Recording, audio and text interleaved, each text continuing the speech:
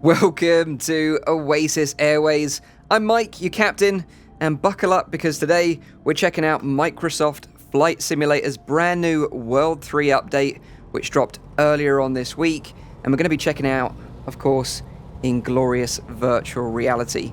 The new World 3 update adds new points of interest and also detail to locations across the UK and Ireland, so I thought this was a perfect opportunity to finally jump into this game in virtual reality and do a video on the channel showing you just how stunning this game really is. Just look at this. It's absolutely beautiful. I've been doing a lot of testing this week with this game, and I've really been enjoying myself. And I think it's just the amazing sense of freedom that it gives you, where you can literally go anywhere in the world and check out the sights from the sky. And when you see sights like this, you really start to understand why people are so excited about this, because it is absolutely breathtaking. So we've just taken off from Southend Airport, which is in my home county of Essex. It's just down the road from me, actually. And we've got a pretty clear day. It's sunny with a bit of cloud. But we're going to be checking out some sights.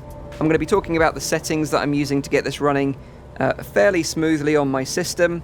And then we're going to be doing a daring landing back here at Southend in the dead of night in the midst of a lightning thunderstorm, which is going to be a lot of fun. So make sure you stick around for the end of the video.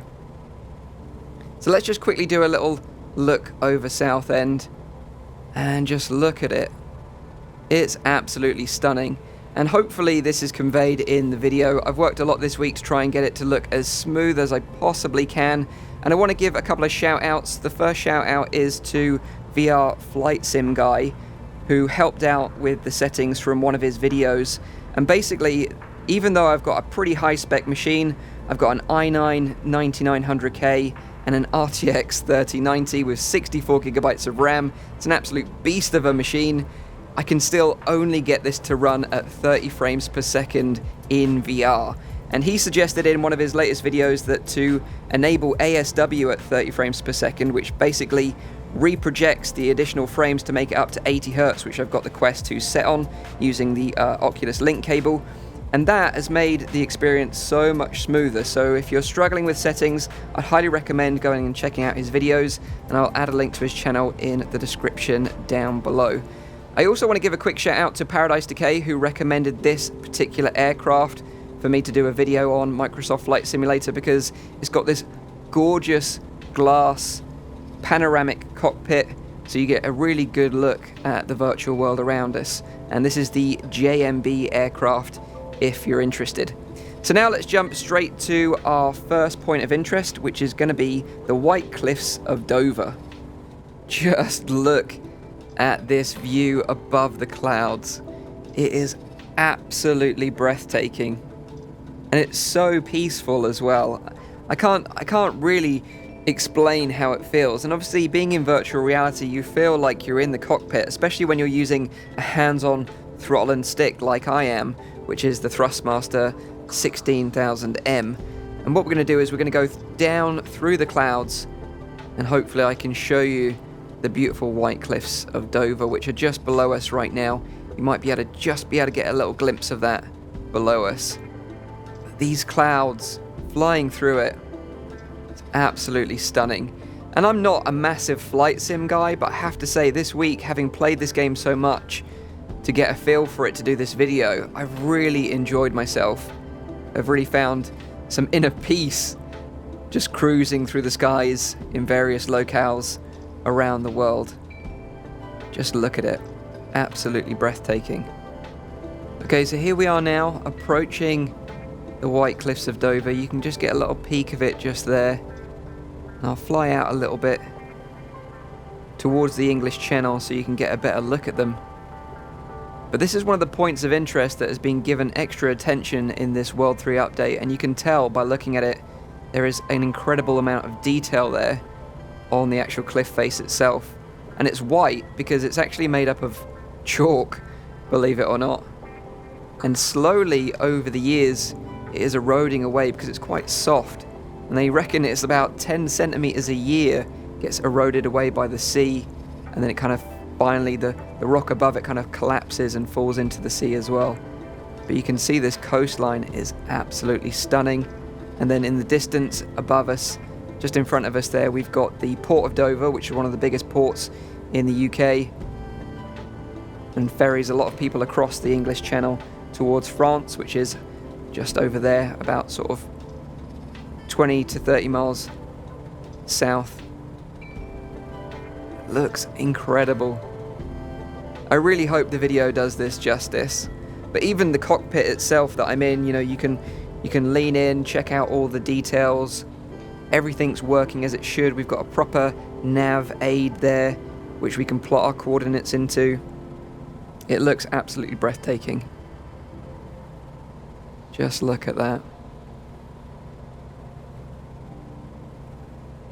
So we're going to check out some other points of interest, and I thought for our next stop we should head up north to Scotland, because that's been given some extra attention as well. So let's jump to Scotland and I can show you some points of interest up there as well.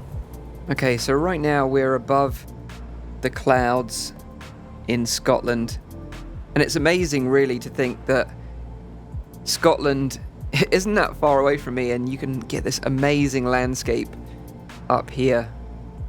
Incredible. So we're going to drop down from the clouds. I'm going to do a little turn and hopefully you'll see the next point of interest as we go through this cloud.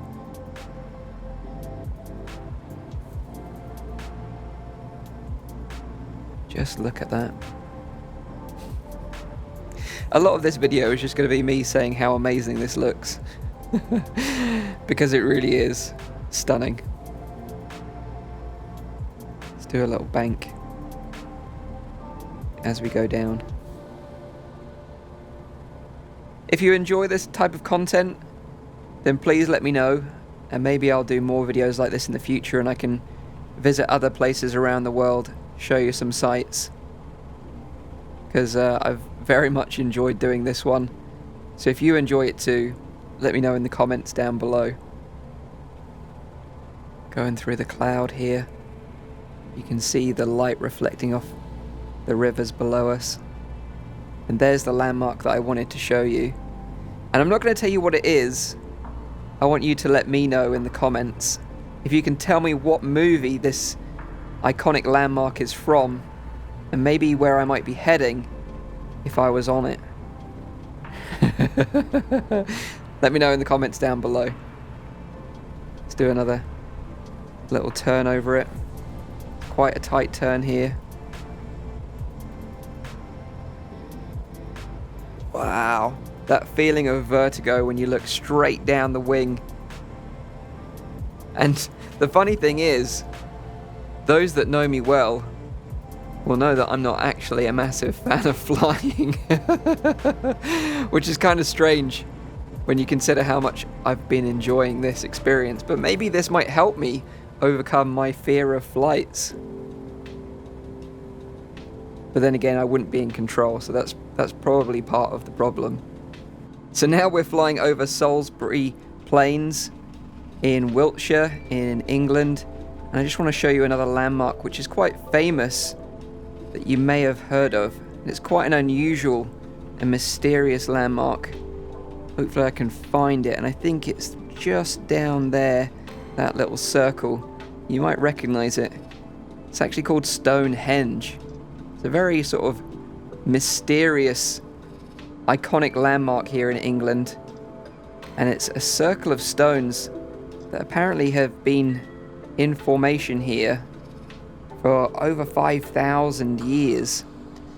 No one really knows why it's there or how it appeared, because obviously they didn't really have modern day technology to move these stones, and some of them weigh up to 20 tons each, which is pretty insane. And the other crazy fact about this is, when I've been looking into it, I'll do another little turn over here and hopefully get a better view of it, is that a lot of these stones that were used to form Stonehenge actually come from Wales, which is over 100 miles away. So how they managed to get these stones here is still a bit of a mystery, to be honest. And there you go, you get a better view of Stonehenge there from above, and that's another point of interest that has been added in this new World 3 update. So now that we've seen some rural locations across England and Scotland, let's head to the big city. Let's head to London, and I can show you some iconic landmarks in the centre of the city. Now you can see it's getting a little bit darker as the evening progresses. Now we're heading over the big city of London. I'll try and get as close as I can, but I know that it's going to start to struggle because as soon as you get into these huge urban environments, this is when things start really ramping up in terms of performance, and you might notice some strange artifacting, so I'll probably try and keep my distance as much as I can to keep the frame rate as smooth as possible. But it looks absolutely stunning, especially at this time of day, which is about sort of 5 PM. The sun is sort of starting to set, and you can see those beautiful reflections on the River Thames below us. Let's see if we can spot some landmarks. So just on the Thames there in the distance, you can see the London Eye. I've actually been on it. It's quite a cool experience, although, as I said earlier, I'm not a massive fan of heights, so I was a little bit scared, I'm not going to lie. You can actually see it turning. That's pretty impressive. Yeah, you can see it turning just below us. It's just a big Ferris wheel, essentially. Let's do a little bank over that and have a look at what's going on our right-hand side. So to our right, we've got Big Ben and the Houses of Parliament. If we swing a right here, we can head over towards Buckingham Palace, which I think is just there in the distance. It's difficult to tell with this light. It is getting quite dark.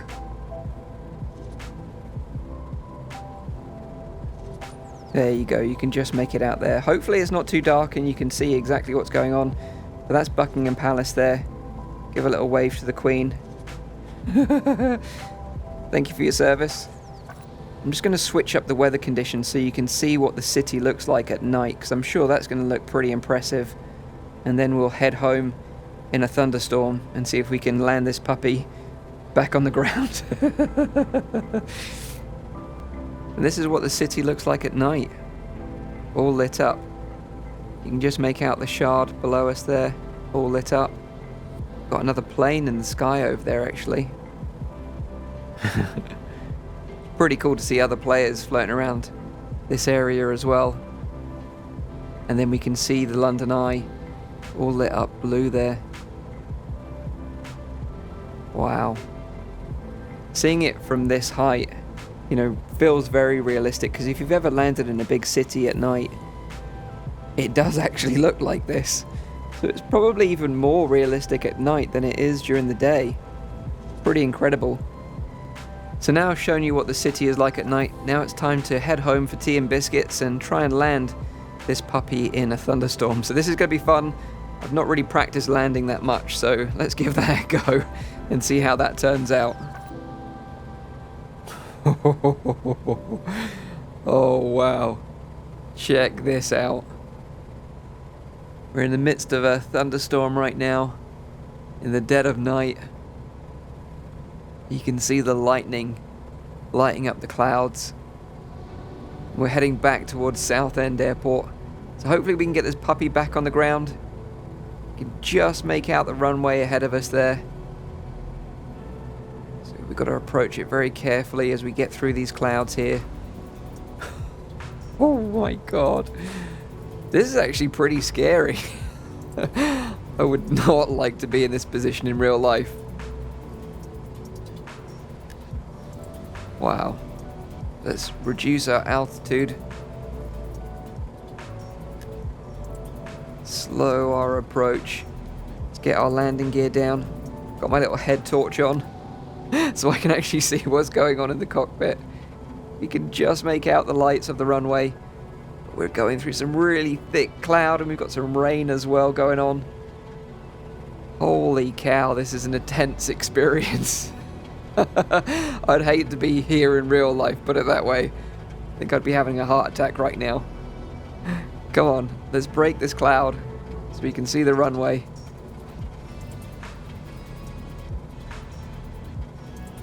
This is so hard to see what's going on.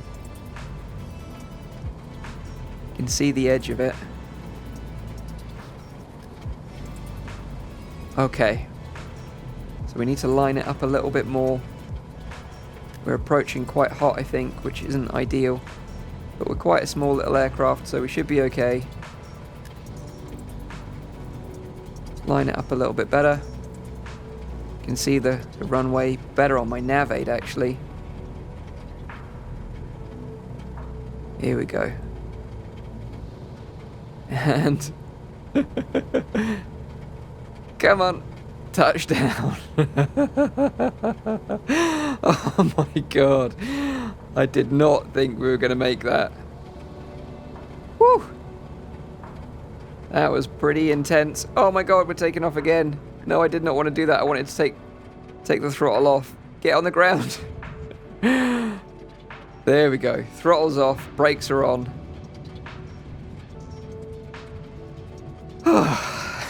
My heart. Oh, put the parking brake on. Well, there we go. Now we can get home for tea and biscuits.